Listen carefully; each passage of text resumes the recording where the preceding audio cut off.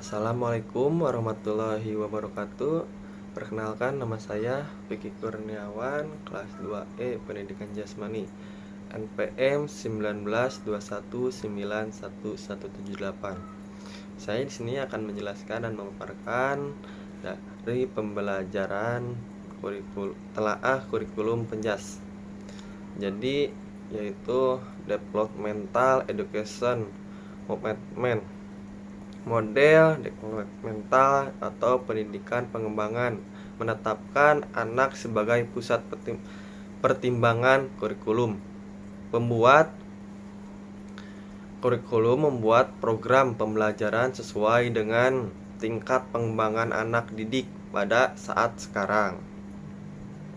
Model ini berusaha menciptakan kurikulum yang holistik dan seimbang antara pengembangan aspek kognitif dan efektif dan juga psikomotor. Model ini menganggap bahwa setiap individu mempunyai irama dan pola pertumbuhan dan pengembangan yang unik. Karena itu, setiap pembelajaran disesuaikan dengan pengembangan dan kebutuhan individu. Ada juga karakteristik program yang dikembangkan dalam model ini adalah pengetahuan, penaharanan, dan perusahaan keterampilan gerak yang interaksi dan dalam suatu kesatuan. Ruang lingkup dan tahapan isi pelajaran atau tema. Ada juga konsep gerak, menekankan pada kemampuan memecahkan masalah. Movement Education, pendidikan gerak, salah satu mode interaksi program pendidikan jasmani yang lebih menekankan pada penguasaan gerak. Tujuan dari pendekatan ini terutama ada yang pertama, dapat bergerak secara terampil atau dapat menunjukkan aneka ragam gerak secara efisien dan efektif pada situasi yang terencana maupun tidak terencana. Yang kedua, lebih menyadari akan arti dan rasa dari gerak itu sendiri serta menyenangi baik sebagai perilaku maupun penonton. Yang ketiga, meningkatkan pengetahuan dan menerapkan pengetahuan tentang gerak manusia. Aktivitas belajar yang tertuang dalam kurikulum pada model ini dapat diklasifikasikan ke dalam 3 kategori, yaitu tari atau dance, ada juga senam, dan permainan games. Gaya mengajar yang sering digunakan pada model ini adalah gaya eksplorasi, yaitu anak disuruh bereksplorasi melakukan berbagai gerak dasar seperti itu. Yang kedua, yang selanjutnya di sini ada Sports Education. Sport Education mode merupakan mode kurikulum yang dapat dikembangkan bukan hanya di sekolah, tetapi lebih luas lagi di masyarakat. Tujuan utama model ini adalah membantu semua siswa mengembangkan keterampilan dan pemahaman yang berguna untuk dapat berpartisipasi dalam olahraga serta membantu siswa untuk menjadi olahragawan yang baik sepanjang hidupnya. Pola aktivitas dominan yang terdapat dalam fitur model kurikulum SEC adalah instruction, yaitu pengajaran yang tidak banyak dikendalikan oleh guru dan menyediakan kesempatan seluas-luasnya kepada siswa untuk bereaksi sesuai dengan tuntutan belajar yang telah ditetapkan. Seperti itu. Penilaian dalam SE dalam pembelajaran berbasis C, siswa akan memiliki peran ganda.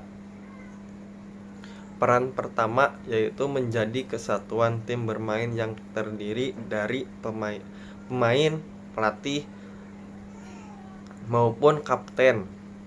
Peran yang lainnya akan dilakukan ketika kelompok lain terlibat dalam pertandingan, atau sering disebut non-flying route. Non-flying route terdiri dari kesatuan tugas manajer pertandingan, wasit mencatat statistik, listenerman atau race refer dan lain-lain. Kedua peran ini yang menjadi landasan penilaian terhadap keberhasilan belajar siswa. Proses penilaian siswa dalam model kurikulum bisa dilakukan dengan beberapa cara. Penilaian objektif dalam penilaian berbasis portfolio. Penilaian otentik menurut Miftah tahun 2003, yaitu penilaian otentik dalam pendidikan jasmani merupakan penilaian yang berfokus pada produk atau hasil yang berkualitas penampilan dalam memprosesnya. Siswa sangat aktif terlibat di dalamnya. Contohnya seperti dari penilaian objektif ini meliputi penilaian terhadap tingkat aktivitas fisik siswa, motivasi, pengembangan diri, dan lain-lain. Dalam penilaian-penilaian tersebut, siswa mengetahui cara mereka mengevaluasi kemampuan yang mereka miliki pada saat pembelajaran. Ada juga penilaian portofolio. Pendapat Crick dan dikutip oleh Kirksin tahun 2001 menjelaskan bahwa penilaian portofolio sangat efektif digunakan karena melibatkan pembelajaran individunya dengan dokumen hasil belajar siswa.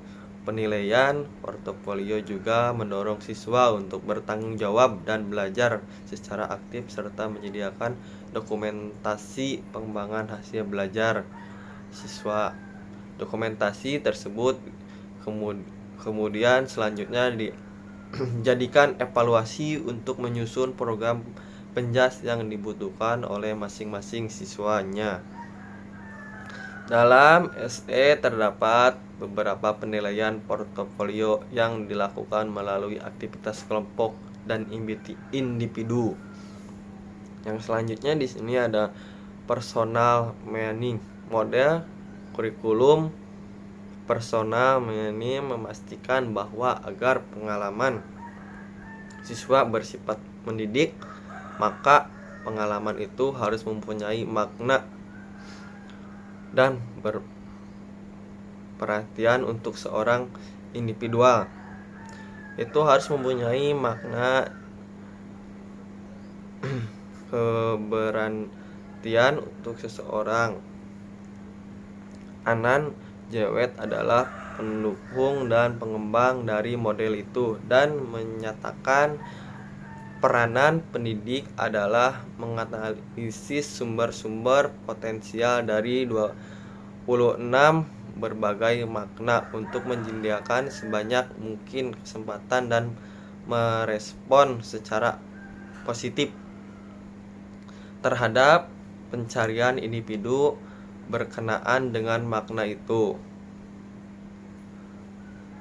Model ini didasarkan pada orientasi nilai pedagogical interaction dan learning process. Untuk menerapkan model ini diperlukan purpose proses kurikulum framework atau bisa disingkat juga PPCF, suatu kerangka kerja teoritis yang memasukkan dua dimensi ke dalamnya, yaitu dimensi tujuan dan dimensi proses. Dimensi tujuan berperan sebagai petunjuk bagi para perencana untuk memutuskan hakikat dan ruang lingkup isi kurikulum.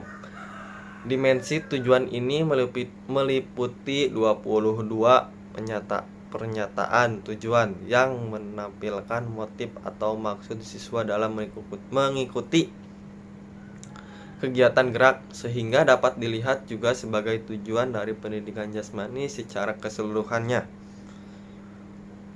Sedangkan dimensi proses berperan sebagai pola klasifikasi untuk mengidentifikasi keseluruhan proses belajar gerak.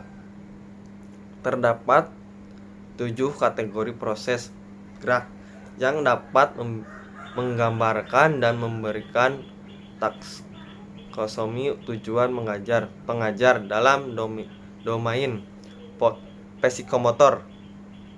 Kategori proses ini meliputi perceiving atau merasakan, patterning yaitu mempolakan, adapting yaitu menyesuaikan, ada juga refining menghaluskan. Kritik untuk model ini terutama yang berpedoman pada PPFC berada di sekitar dilema dalam mengartikan dan menerjemahkan model ke dalam praktek. Terdapat sedikit sekali contoh model ini dalam wilayah praktek, sehingga para guru mendapat kesulitan dalam menerjemahkan tujuan-tujuan untuk melaksanakan program penjas ke dalam pernyataan tujuan. Dewet Arbeit 1985.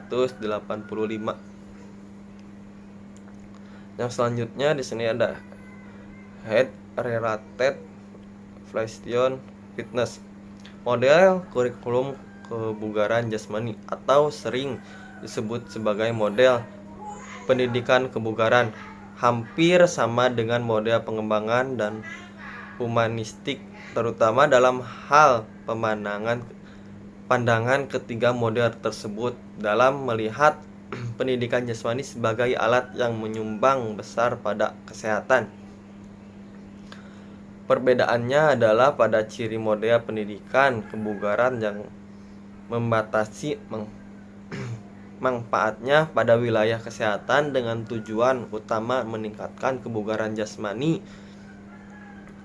siswa, sebagaimana dirumuskan oleh banyak pihak. Kebugaran jasmani adalah kemampuan untuk melaksanakan tugas sehari-hari dengan cukup interaksi dan kesiangan penuh tanpa menimbulkan kelelahan yang berarti, dengan energi yang cukup untuk menikmati waktu luang dan menjalani intuasi yang tidak terduga. Terlihat dari target pencapaian yang harus dipenuhi. Maka model ini berlandasan pada orientasi nilai disiplin mastery. Banyak pihak membedakan aspek kebugaran ke dalam dua jenis kebugaran, yaitu kebugaran yang dikaitkan dengan fisik semata-mata, flation fitness, yang di dalamnya termasuk kebugaran sistem kardiovaskuler, kekuatan otot, daya tahan otot, kelenturan, dan komposisi tubuh. Dan kedua, kebugaran yang berkaitan dengan kemampuan gerak, motor atau motor fitness, yang memasukkan unsur-unsur seperti kecepatan, kelincahan, power, keseimbangan, koordinasi, dan waktu reaksi. Tentunya dalam model pendidikan kebugaran tujuan utamanya adalah mencapai kebugaran jenis pertama. Tetapi diyakini bahwa kegiatan yang dipilih pun harus senantiasa memasukkan upaya untuk memperbaiki kualitas dari jenis kebugaran yang kedua. Hal ini disarankan oleh Pate 1983 yang dikutip langsung oleh Steinsides dengan menyatakan sugestif. Pernyataan tersebut dipandang penting mengingat ada kecenderungan jika model ini dijalankan oleh guru yang belum mengadopsi orientasi nilainya secara tepat. Akan terjadi kemungkinan bahwa model ini hanya akan berakhir dengan program yang diwajibkan anak berlari dan hanya lari. Oleh karena itu, banyak guru penjas lebih menyukai model ini dilaksanakan dengan memasukkan unsur keterampilan gerak, penampilan, atau dengan membungkanya dengan model kurikulum lain. Kritik terhadap model ini berada di sekitar sempitnya fokus dari program yang bisa ditawarkan, sehingga baik guru maupun siswa bisa menimbulkan rasa bosan, kesan terlalu restriktif dan terlalu sederhana. Bahkan ada yang menyinari bahwa efek kebugaran sebenarnya sudah menjadi bagian integral dari kebanyakan model kurikulum yang ditawarkan sebelumnya. Karena kebugaran pada hakikatnya adalah ciri unik yang melekat pada program penjas. Apapun model kurikulum diterapkan atau juga Daures et Pancraigi 1992. Seperti itu yang saya bisa jelaskan. Mohon maaf bila ada kesalahan, tutur kata yang salah. Wassalamualaikum warahmatullahi wabarakatuh.